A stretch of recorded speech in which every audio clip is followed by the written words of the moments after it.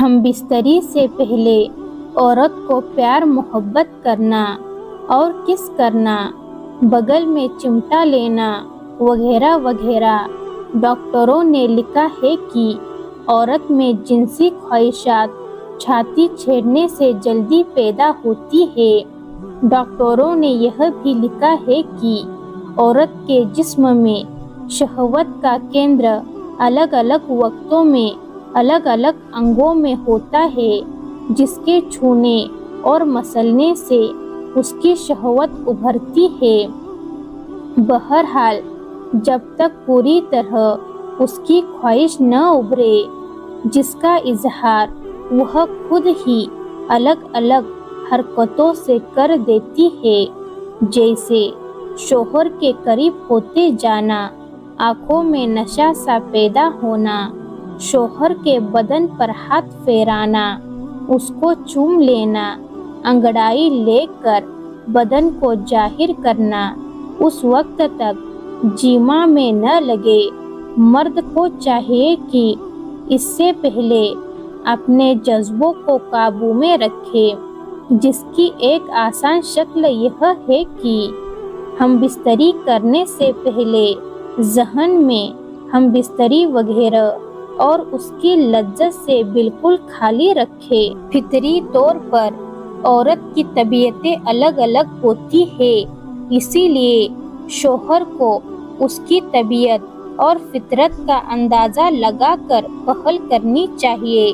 اگر کسی وقت عورت اس کے لیے کسی وجہ سے تیار نہ ہو تو اس کو اس پر مجبور نہ کرنا چاہیے۔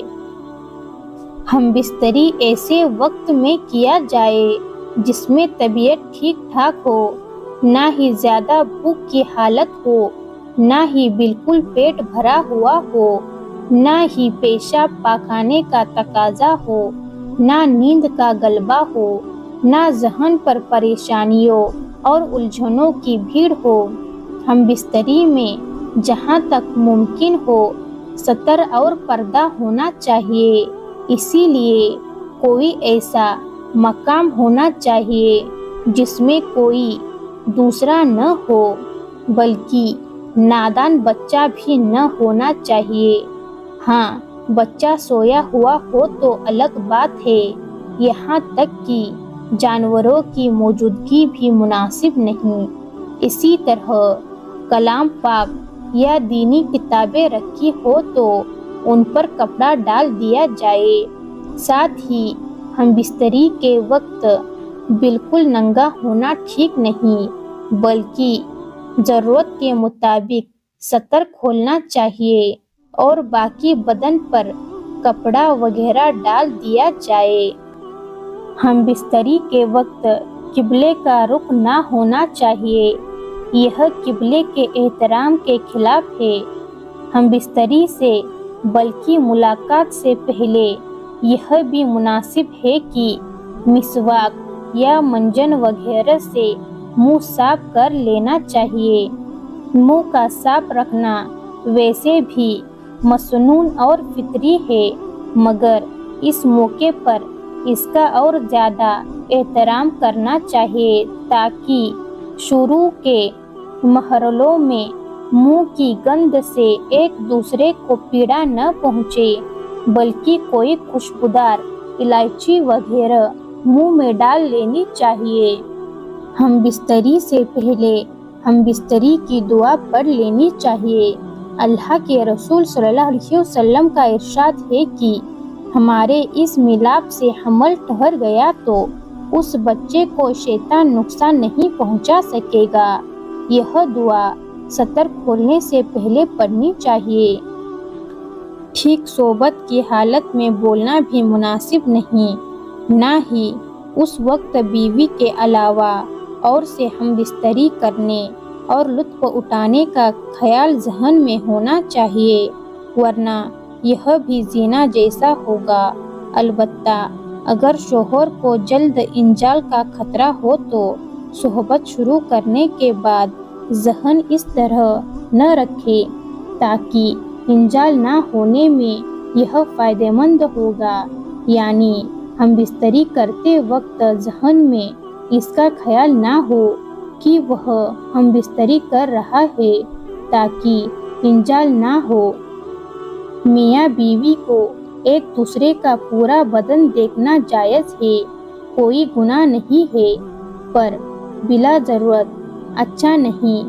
حضرت عائشہ رضی اللہ عنہا بیان کرتی ہے کہ نہ میں نے اللہ کے رسول صلی اللہ علیہ وسلم کا سطر دیکھا اور نہ آپ نے میرا سطر پوری زندگی بھر دیکھا۔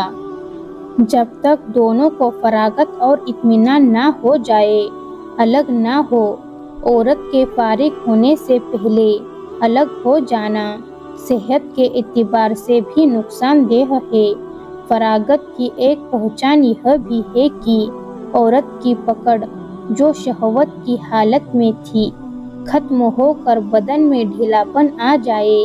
عام طور پر ایسا ہوتا ہے کہ مرد جلد فارغ ہو جاتا ہے اور عورت فارغ نہیں ہوتی، جس کی وجہ یہ ہے کہ عورت فطری طور پر بھیگی طبیعت کی ہوتی ہے اور اس کے جنسی انگ چھپے ہوتے ہیں، اسی لیے اس کے انجال میں دیر لگتی ہے، اور مرد گرم طبیعت کا ہوتا ہے اور اس کے جنسی انگ ظاہر اور باہر کی اور ہوتے ہیں، اسی لیے وہ جلد فارغ ہو جاتا ہے۔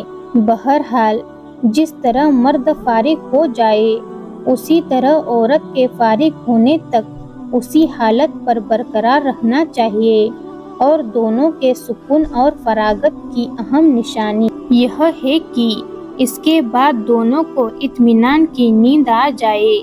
اگر عورت کو سیرابی نہیں ہوئی اور اس حال میں مرد الگ ہو گیا تو عورت کے دل میں تسکین نہ ہونے کی وجہ سے محبت کی بجائے نفرت پیدا ہوگی، اور اگر ہر بار یہی قصہ چلتا رہا تو ڈر ہے کہ وہ اپنی خواہشات پوری کرنے کے لیے کوئی غلط راہ نہ کھوج لے۔ ایک نہایت ہی غلط، بری اور ناپسندیدہ بات جس کے بولنے کو بھی جی نہیں چاہتا، پر فیشن پرستوں میں وہ چل پڑی ہے، اسی لیے اس کی برائی کو بیان کرنا ضروری ہے۔ وہ یہ ہے کہ دونوں ایک دوسرے کے لنگ چومتے چاٹتے ہیں، یہ اسلام میں ناجائز ہے، اس سے بچنا بہت ضروری ہے۔ ہم بستری سے فارغ ہونے کے بعد دونوں کو اپنے لنگوں کی الگ الگ کپڑے سے صفائی کر لینی چاہیے، بلکہ حدیث پاک میں آتا ہے کہ استنجا کر کے اور اپنے لنگوں کو دھو کر وضو کر کے سوئے، اس سے پاکیزگی بھی حاصل ہوگی اور دوبارہ ہم بستری کرنے میں تازگی بھی پیدا ہوگی۔ اگر وضو نہ کرے تو کم سے کم تیمم کر لے تاکہ کچھ درجے میں تو پاکی حاصل ہو جائے۔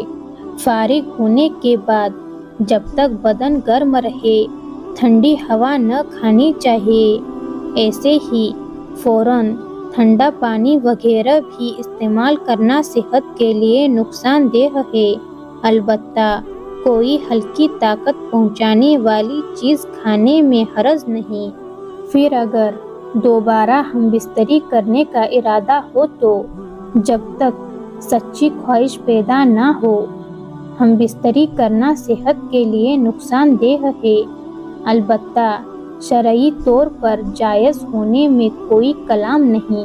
سچی خواہش کی نشانی یہ ہے کہ لنگ کو حرکت دیے بغیر اسی طرح ذہن کو صحبت کی اور منتقل کیے بغیر شہوت پیدا ہو تو سمجھے سچی شہوت ہے، ورنہ نہیں۔ ہم بستری خواہش پوری کرنے کی نیت اور ارادے سے نہ ہو بلکہ اچھی نیت سے کیا جائے، جیسے نفس و نگاہ کو بگڑنے سے بچانا، بیوی کا حق ادا کرنا، اولاد نیک بھلی ہو اور اللہ کی اور دعوت دینے والی بنے، وغیرہ معاملوں کی نیت کر لی جائے تو لطف و لذت کے ساتھ ثواب بھی ملے گا، बल्कि हदीस पाक में सदका करने का सवाब मिलने की खुशखबरी मिलती है। दोबारा हम बिस्तरी करने से पहले ताजगी के तरीके अपनाए और बीवी को प्यार व मोहब्बत के जरिए पूरी तरह तैयार करें। यह बात भी जहन में रहे कि हैज व निफास यानी औरत की नापाकी में सोहबत करना बिल्कुल हराम है। हैज माहवारी की कम से कम मुद्दत 3 दिन 3 रात और ज़्यादा से ज़्यादा 10 दिन 10 रात है। निफास बच्चा पैदा होने के बाद मुद्दत 40 दिन और 40 रातें हैं। मियाँ बीवी की रात की तन्हाई की बातें अपने दोस्तों और सहेलियों के सामने हरगिज़ बयान नहीं करनी चाहिए। यह बहुत गुनाह की बात है।